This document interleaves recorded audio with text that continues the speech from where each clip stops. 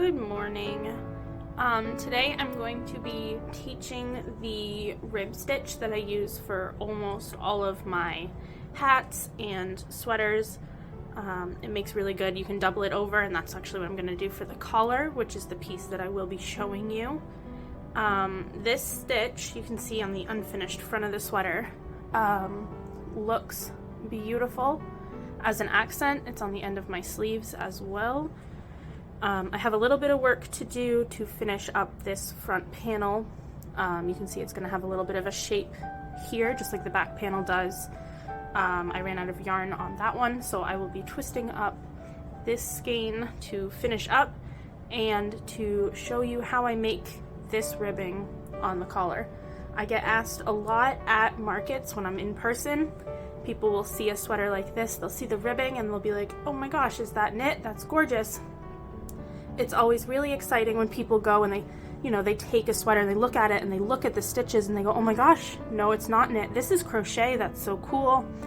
So I'm really proud of my ribbing and the attention that it gets in person. And like I said, I use this same style for brims of hats, or even just an entire hat. It can look really gorgeous if it goes all the way up.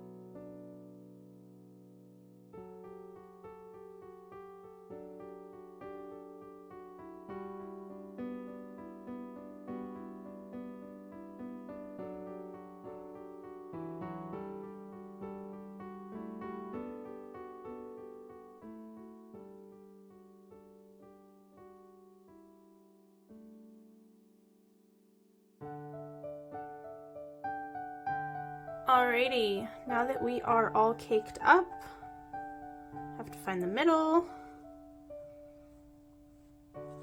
Oh, it was stuck in the side there.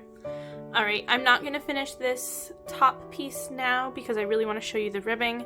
So what I am going to do is create the collar, which I am going to be doing this ribbing stitch and then folding it over to make a nice thick collar around the top here, which I am pretty excited about the look of on this piece. So by now you should probably already know how you start your yarn. There are definitely different ways to do that. That is how I do it, and I think that I am in the minority of doing that, but that is how my cousin taught me. So I am going to actually, I think that this is 1, 2, 3, 4, 5, 6, 7, 8, 9. This is 10. I think that's kind of how I want it. Do I want it one bigger? I think I'm going to do 12 so that when it folds over there are 6. So let me restart.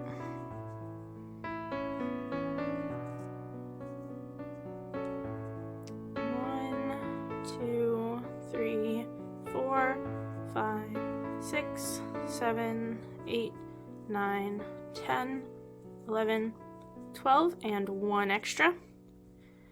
and I'm going to turn and single crochet back into this. So skipping the first here, I'm going into the second hole.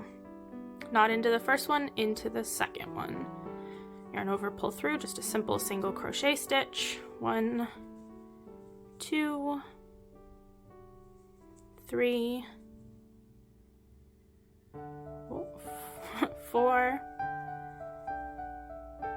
5, 6, 7, 8, 9, 10, 11, and into that last one for 12. Alright, chain 1, and we are going to turn just like we were going to do a regular single crochet all the way back across. The difference here, rather than where you would go in here, you'd go into this hole as your first stitch, rather than going through both of these top loops. You can see 1, 2. We are going to go in from what we would call the top, going in through. So skipping our first chain here, we're going in through the top and into this loop that is furthest away from my body. And then I'm going to do my single crochet. Next one, again, rather than going through both that you can see on my hook here, 1, 2, we are only going through the back one right here. Yarn over, pull through, yarn over, pull through, single crochet. So in through the top, yarn over, pull through, yarn over, pull through both. Just your classic single crochet still there, just into the back loop.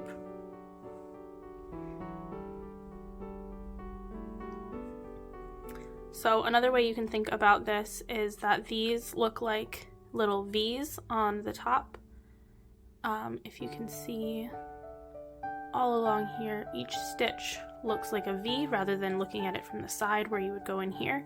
We are inserting into each of those V's. And I will go all the way down.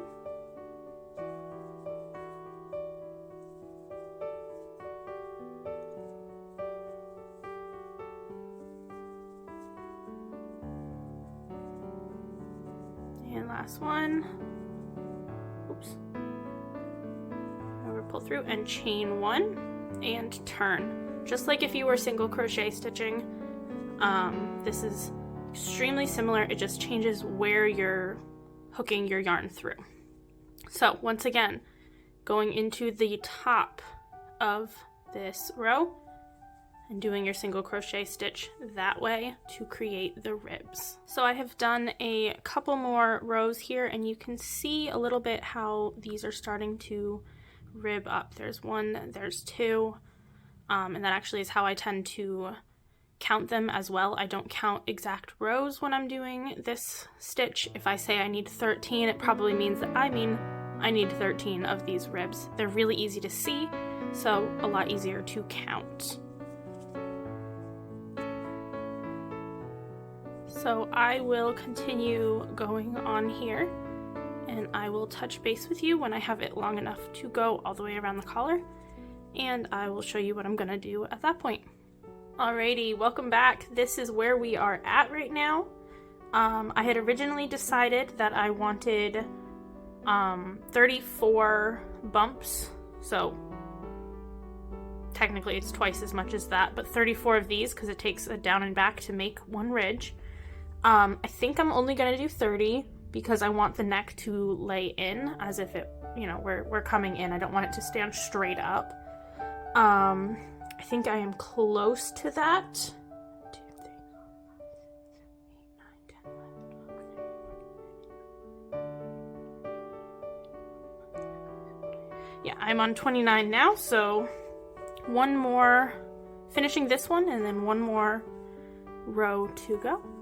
So I will try to get that as close to the camera as possible so that you can see. This last one is always the hardest to see, so when you are doing these, keep in mind the one on the end, for me, like it tends to almost curl in, and that is the last stitch there. So we're still doing 12. 1, 2, 3, 4, 5, 6, 7, 8, 9, 10, 11, and like I said, this last one is pesky. You just have to be sure. A lot of the time my hook, of course now I can't do it, my hook will want to go through both of these, 1 and 2. You only want to go through that top one though. Grab it, single crochet, and back, and we should be ready to slip stitch this together.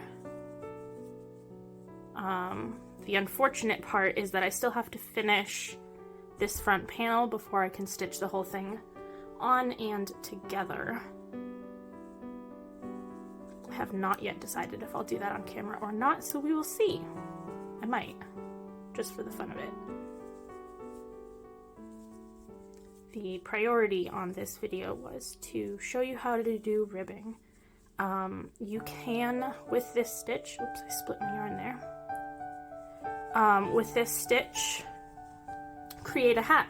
So basically what I do to create a hat is just use this stitch, make a big rectangle, fold it in half, slip stitch it together, and then cinch the top, and you have a cute little beanie, and it is only this stitch. And like I said, as you know by now, this is just a single crochet stitch. It's just into a different part of your stitches to create that raised ribbing. So I am now going to slip stitch this together. So I guess you're getting a bonus one because I'll show you how to do that. Hoping that you can see it. This one's a bit more intricate. So to slip stitch, you can do it a bunch of different ways. You can go through both like you would for a regular single crochet. Excuse me. Or you can go through like I have been for the ribbing, just one. And I'm just going to go through one. I think that it lays a little bit flatter. So on the back side, I'm just going to pull one forward. I could have pulled both. You can see on the back side, I could have pulled both of them, the full stitch, but I just pulled the half. Oh. Get back on there. Yarn over, pull through, and rather than yarning over to pull through again, I am simply going to just pull that stitch right through. So we'll grab one from each again, yarn over, pull through, and just keep on pulling till that's the only one on your hook.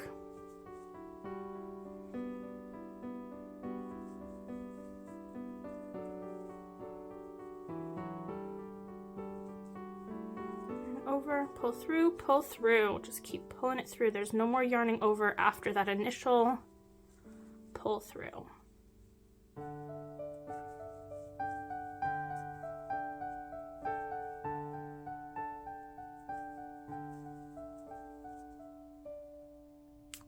So we are now at the end. We've got 12 stitches all the way across, one for each of our stitches. I am now going to chain 2, 1, 2, cut that, and just pull my tail through. I will knot that right up. So that is going to be folded in half. I'm not sure I can do it right now. Maybe I can. Folded in half, and that will make the collar on this sweater. So I now need to tie on yarn, and do I have my end? There's my end. Continue this until I can actually tie the collar on. Alright guys, I am actually sitting up here, which is actually on my table, but I wanted you guys to be able to see me actually stitching this on. All of the sleeves are on, our edges are sewn. I purposely left this split at the bottom. I made the back longer. I'm actually really excited about that design. I think it's going to look really cute on. When I stitched, oops, not this side. Nope. When I stitched this side shut, I actually left myself an extremely long tail. There is nothing worse than sewing something together and getting it almost done and then realizing that you don't have enough yarn or string or whatever you're sewing with. So I probably gave myself more than was necessary. But is that too long? Yeah, that'll do for now. Alright, so here's this. I'm gonna try to keep this in the back. So this is my back. Let's actually do this. Oh goodness. FedEx is delivering to my house right now, and he's absolutely gonna see me sitting on the table through the window. 1, 2, 3, 4, 5, 6, 7, 8, 9, 10, 11, 12, 13, 14, 15, 16, 17, 18, 19, 20, 21, 22, 23, 24, 26. Okay. 1, 2, 3, 4, 5, 6, 7, 8, 9, 10, 11, 12, 13. That is what I thought. Let me stay. I'm going to try to tie this so that it stays in place. Oh yeah, FedEx is at the window right now. Yeah, that's funny. Alright. There. That will give me a good reference of where that needs to stay. The rest is going to have to get guesstimated a little bit. So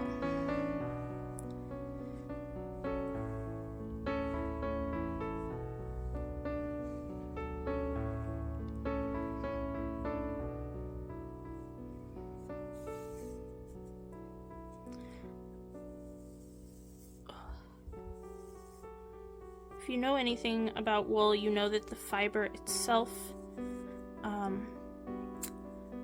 is not 100% smooth. I can't really, I don't know if scaly is quite the right word, but it's not smooth. It actually catches on itself, which is why it felts in the wash.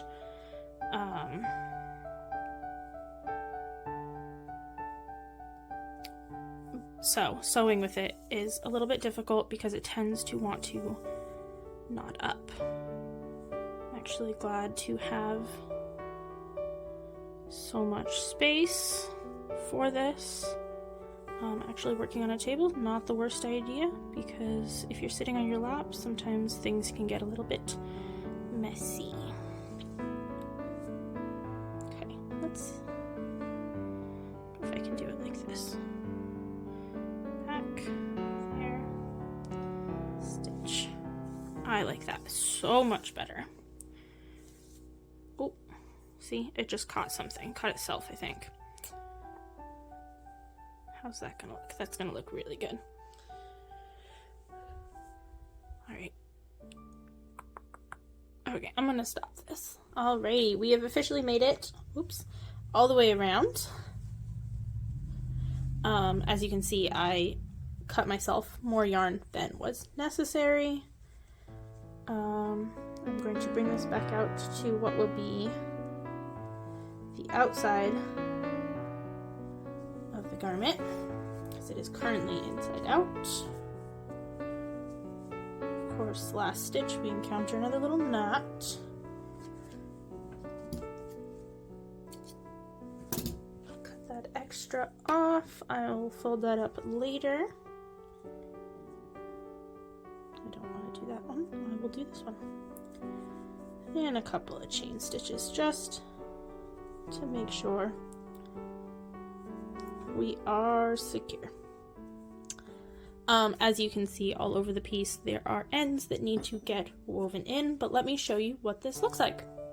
Oof, I just realized that last clip that I filmed was wicked zoomed in. I hope that you can see everything that I tried to show you in that, but let me turn it right side in for the first time, even though I'm gonna have to flip it back to weave in all the ends. Or I'll just leave them on the inside until I feel like doing it later.